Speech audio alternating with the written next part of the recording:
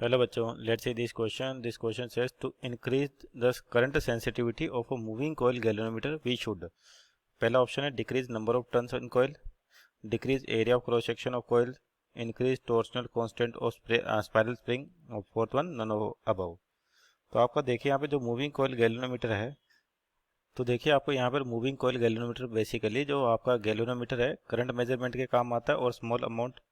तो यहाँ पर आपके पास की कॉन्सेप्ट की बात करें तो यहाँ पर जो की कॉन्सेप्ट होगा गैल्वेनोमीटर कोयल पर बेस्ड है आपके पास कि जब भी गैल्वेनोमीटर को कोयल या गैल्वेनोमीटर को तो यानी कि उसके अंदर एक कोयल होती है, उसको किस में रखें, मैग्नेटिक फील्ड में रखें। तो किसी भी कोयल को जब मैग्नेटिक फील्ड में रखा जाता है तो उस पर टॉर्क लगता है। तो यहाँ पर बेसिकली टॉर्क होगा, की कॉन्सेप्ट हो जाएगा torque on a current carrying coil, current carrying coil. कि आपके पास मूविंग कोयल गैल्वेनोमीटर के अंदर जो कोयल है और क्या करते हैं उसके अराउंड अपन मैग्नेटिक फील्ड अप्लाई करते हैं तो उस पर टॉर्क जनरेट होता है, टॉर्क ऑन करंट कैरिंग कोयल। उसी टॉर्क से आपके पास क्या होता है, गैल्वेनोमीटर रीडिंग देता है आपके पास। तो किस प्रकार से सिंपल समझे कि यहाँ पर जैसे मान लेते कोयल है आपके पास और तो यहाँ पे मान लो कोई भी करंट फ्लो हो रहा है आई और मैग्नेटिक फील्ड मान लेते हैं यूनिफॉर्म है जो परपेंडिकुलर है सरफेस के।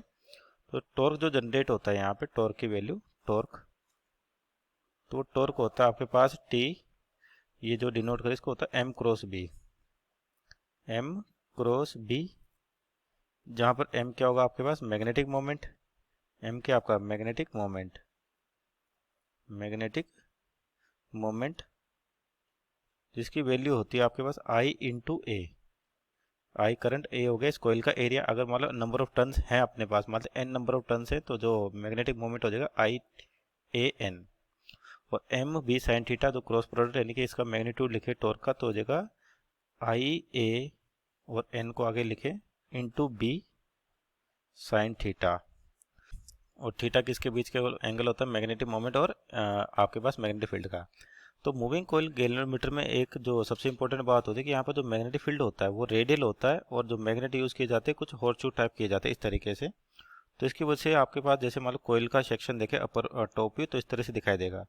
तो यहाँ पर जो मैग्नेटिक फील्ड जो भी जनरेट होगा मान लो इस तरीके से, ये हमेशा इसका जो मैग्नेटिक मोमेंट होगा वो क्या होगा, आपके पास जो एरिया वेक्टर या करंट के डायरेक्शन अकॉर्डिंग देखें क्लॉकवाइज एंटी क्लॉकवाइज, तो उस डायरेक्शन में आपका मैग्नेटिक मोमेंट होता है।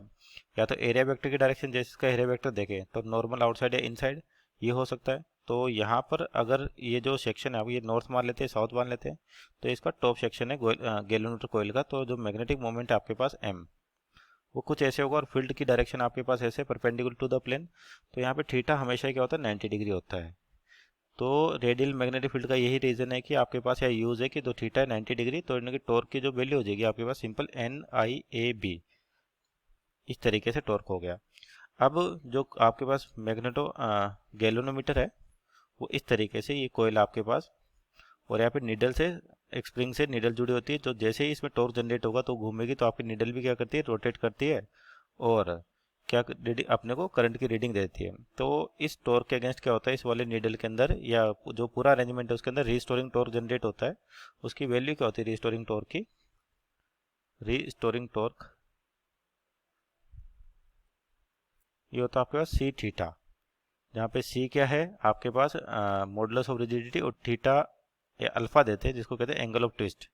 अल्फा क्या आपके पास एंगल ऑफ ट्विस्ट, ये हो गया। तो यानी कि दोनों टॉर्क बराबर होते हैं, जैसे ही करंट हटेगा तो यानी कि N I A B equal to होता है सी थीटा सी अल्फा।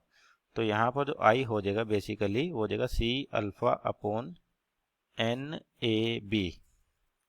तो जो करंट सेंसिटिविटी आपसे यहाँ पूछी गई है, करंट सेंसिटिविटी सेंसिटिविटी ये होती है आपके पास आई अल्फा अपॉन आई, तो यानी कि अल्फा अपॉन आई तो हो जाएगा N A B upon C.